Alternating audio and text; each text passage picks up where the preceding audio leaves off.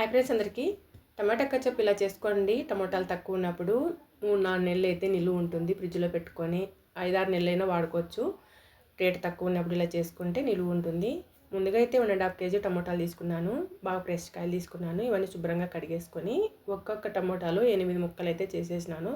Cut చేసిన టమాటా ముక్కలన్నీ కుక్కర్లోకి వేసుకొని ఇప్పుడు 5-6 ఎండుమిర్చి, ఒక 5 వెల్లుల్లి, కొద్దిగా చెక్క, యాలక్కలు వేసేసుకొని ఒక గ్లాస్ నీళ్ళు వేసి 2 స్పూన్లు సాల్ట్ వేసేసుకున్నాను.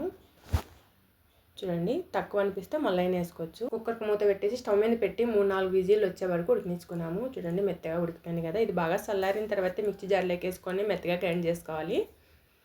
ఇదంతా బాగా మెత్తగా గ్రైండ్ చేసుకున్న తర్వాత జల్లించుకునే దాంట్లోకి వేసుకొని ఇలా వడగొట్టుకోవాలి. టమాటా కచప్ అంతా వీళ్ళు వేరు టమాటాల్లో సీడ్స్ ఉంటే గిన వీళ్ళ సపరేట్ అవుతాయి. చూడండి, వీళ్ళ వచ్చేసింది కదా. ఇదంతా పక్క పెట్టేసుకొని మందంపాటి కడాయి తీసుకొని స్టవ్ మీద పెట్టేసుకొని టమాటా కచప్ అంతా వేసేసుకొని లో ఫ్లేమ్లో పెట్టుకొని 10 నిమిషాల పాటు బాగా ఉడికించుకోవాలి.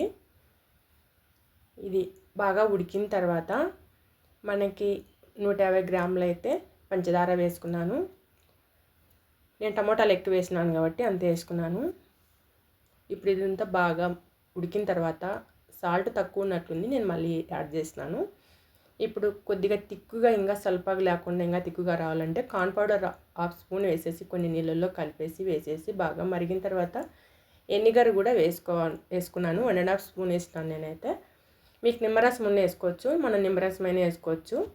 నేనైతే కొద్దిగా ఎనిగర్ వేసుకున్నాను. టమాటా కచప్ అయితే రెడీ అయిపోయింది. పక్కన పెట్టేసుకొని ఫ్రెంచ్ ఫ్రైస్ ఉర్లగడ్డలన్నీ కట్ చేసుకున్నాము. చూడండి, ఇలా అన్నీ కట్ చేసుకొని స్టవ్ మీద ఇంకొక ఫ్యాన్ పెట్టేసుకొని ఆయిల్ వేసుకొని వేడైన తర్వాత కట్ చేసుకున్న ఆలు అన్నీ వేసేసుకొని గోల్డెన్ కలర్ వచ్చే వరకు వేగనివ్వాలి. చూడండి, ఇలాగ కలర్ వచ్చిన తర్వాత తీసేసుకుంటే సరిపోతుంది. కరకరలాడే ఫ్రెంచ్ ఫ్రైస్ రెడీ అయిపోయింది.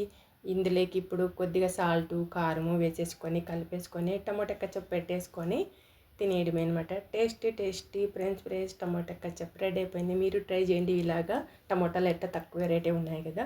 మా వీడియో ఎలా అనిపించిందో కామెంట్ పెట్టండి, లైక్ చేయండి, షేర్ చేయండి. మా వీడియోకి సపోర్ట్ చేయండి. తప్పకుండా సబ్స్క్రైబ్ చేయండి, సపోర్ట్ చేయండి మా వీడియోకి. మీ అందరికీ bye. Thank you for watching. Bye అందరికీ.